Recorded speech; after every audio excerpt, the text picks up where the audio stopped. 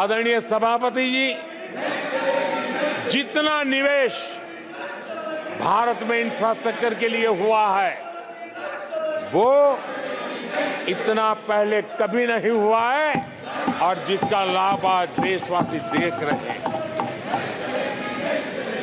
देश में बहुत बड़े पैमाने पर रोजगार और स्वरोजगार के अवसर बन रहे हैं। उसको विस्तार हो, उसको एक नए रूप रंग मिले, आधुनिक भारत की आवश्यकताओं के अनुसार स्किल डेवलपमेंट हो और उसके आधार पर इंडस्ट्री 4.0 में भी भारत लीडर के रूप में उभरे और हमारे नौजवानों का भविष्य भी संवरे। उस दिशा में हम काम कर रहे हैं।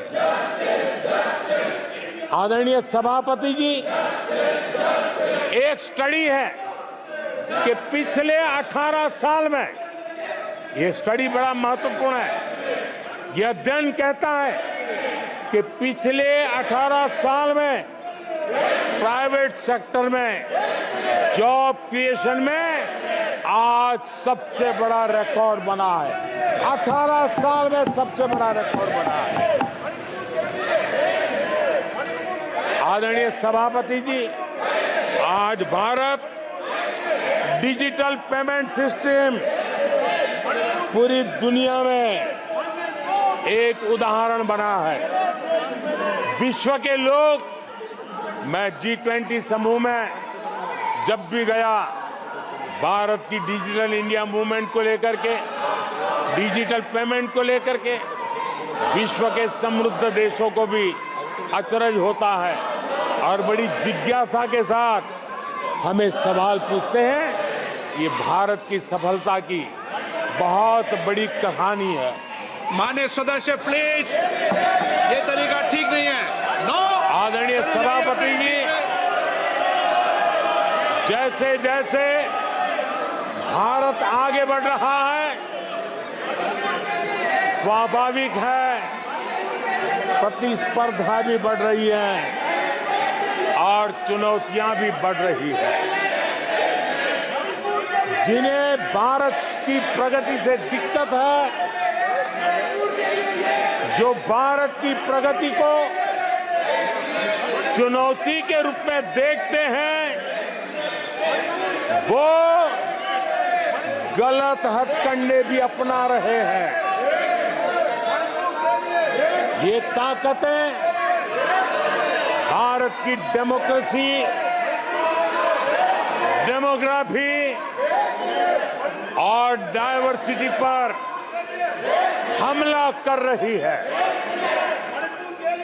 और ये चिंता सिर्फ मेरी नहीं है, ये चिंता सिर्फ सरकार की नहीं है, ये चिंता सिर्फ ट्रेजरी बेंच की नहीं है। आदरणीय सभापति जी, देश की जनता